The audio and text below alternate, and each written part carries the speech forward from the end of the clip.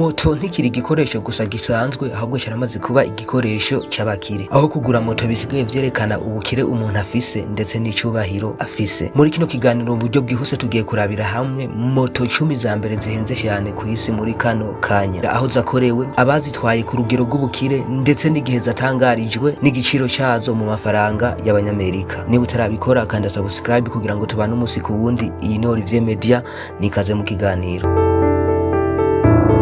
Ku mwanya w'icumi tuhasanga moto ifise marike ya Ducati Testa. Ni moto ifise igiciro cy'ibihumbi 225 by'amadolari y'abanyamerika, ni kuvuga hafi y'umuriyaridi imiliyoni 350 z'amafaranga y'amarundi. Yakozwe n'ishirahamwe ry'abataliyano ryitwa NCR. Ni imwe mu mamoto ahenze cyane akorwa n'ubwo ruganda, yamenyekanye cyane mu mwaka w'ibihumbi 2020. Ku mwanya w'icenda tuhasanga moto ifise marike ya Ducati Desmosedici. Niyi ni moto y'abataliyani yakozwe na ruganda rwa NCR. Iyi moto yakozwe ishingiye ku mashini y'imikino ya MotoGP. Igiciro cyayo ni ibihumbi 235 by'amadolari y'abanyamerika, no kuvuga hafi y'umuriyaridi imiliyoni 410 z'amafaranga y'amarundi. Yagaragaye cyane ku isoko hagati y'umwaka w'ibihumbi 2010 n'ibihumbi 2020 ku isoko ry'abakunzi ba moto zihambaye. Ku mwanya w'umunani tuhasanga moto ifise marike ya Ecos Titanium Series. Iyi ni moto yihariye yubatswe muri titane no muri carbone, ifise design itandukanye cyane. Ni moto zikorwa n'uru ruganda rwa Ecos FE. Iri ku giciro cy'ibihumbi 300 by'amafaranga y'abanyamerika, no kuvuga hafi y'umuriyaridi imiliyoni 800 z'amafaranga y'amarundi. Iyi moto yamamaye cyane mu mwaka w'ibihumbi 2010 kubera ubuhanga bwo gukoresha ibikoresho by'umwihariko.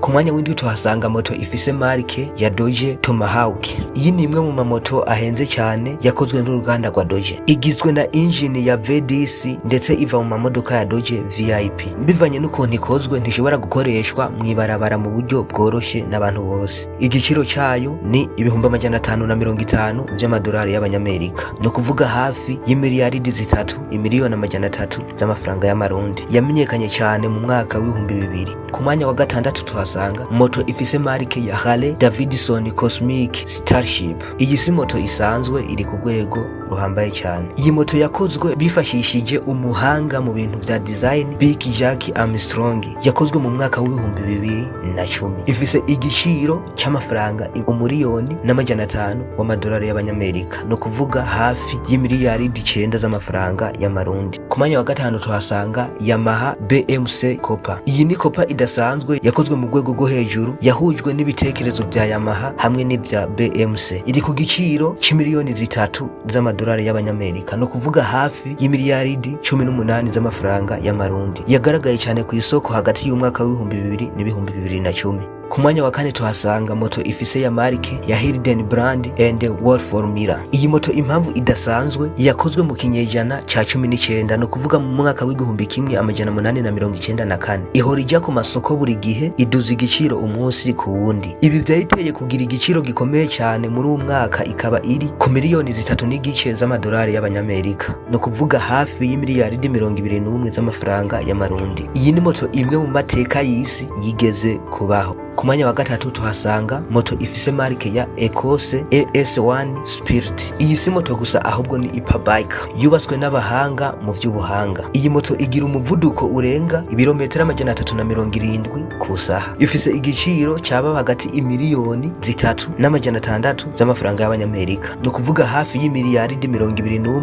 n'imiliyoni 600 z'amafaranga y'amarundi. Iyi nayo yagaragaye cyane ku isoko mu mwaka w'ibihumbi 2010. Ku mwanya wa kabiri tuhasanga moto ifise marike ya AGS Porcupine. Iyi ni moto y'igikombe cy'isi cyo mu mwaka w'igihumbi 1949. Iyi moto ifise agaciro k'imiliyoni 7 z'amadolari y'abanyamerika, no kuvuga hafi y'imiliyaridi 42 z'amafaranga y'amarundi. Iyi ni moto yavuzwe cyane mu mateka kubw'umwihariko yakozwe ndetse no mu guha agaciro igikombe cy'isi cyo mu mwaka w'igihumbi 1949. Ku mwanya wa mbere tuhasanga moto y'igitangaza ya Nein Neiman Marcus Limited Edition Fighter. Hano rero niho tugiye kugana ku nzira y'ikirenga mu vy'amafaranga n'ubukire bw'ibinyabiziga vya moto. Iyi moto irahenze cyane, yakozwe n'uruganda rwa Neiman Marcus, yakorewe muri leta zunze ubumwe za Amerika mu mwaka w'ibihumbi 2008. Ifise agaciro k'imiliyoni 11 z'amadolari y'abanyamerika, ni ukuvuga hafi y'imiliyaridi 66 z'amafaranga y'amarundi. Iyi moto yakozwe muri titane no muri aluminium gusa, ifise design y'indege, ishobora kugera ku muvuduko munini cyane urenga ibirometero 400 ku saha imwe. Iyi moto yakozwe ari imwe, ifise kopi imwe yayo yonyene, ariko mu nyuma mu mwaka w'ibihumbi 2010 uru ruganda rwa Neiman Marcus rwaragaragaje gukora izindi kopi zigera kuri 45, ariko vyaranse ko hasohoka iyindi nimwe iza isa nk'iyo. Mu mwaka w'ibihumbi 2000 niho bari batanguye kugaragaza gukora moto nk'izo, ariko umwaka w'ibihumbi 2008 Neiman Marcus Limited Edition Fighter niho yaja ku isoko. Iyi moto ntiyigera igurwa n'umuntu wari we wese, ahubwo yamishirwa ku cyamunara, kandi ntiyigera hamenyekanye uwayitsindiye ku rwego mpuzamakungu. Uru ni rwo rutonde rw'imoto 10 za mbere zihenze cyane ku isi muri kino gihe. Izo moto si zo gusa zihenze cyane ku isi, ariko nizo zifise agaciro gakomeye cyane kubera amateka, ububasha na design zazo z'ubukire.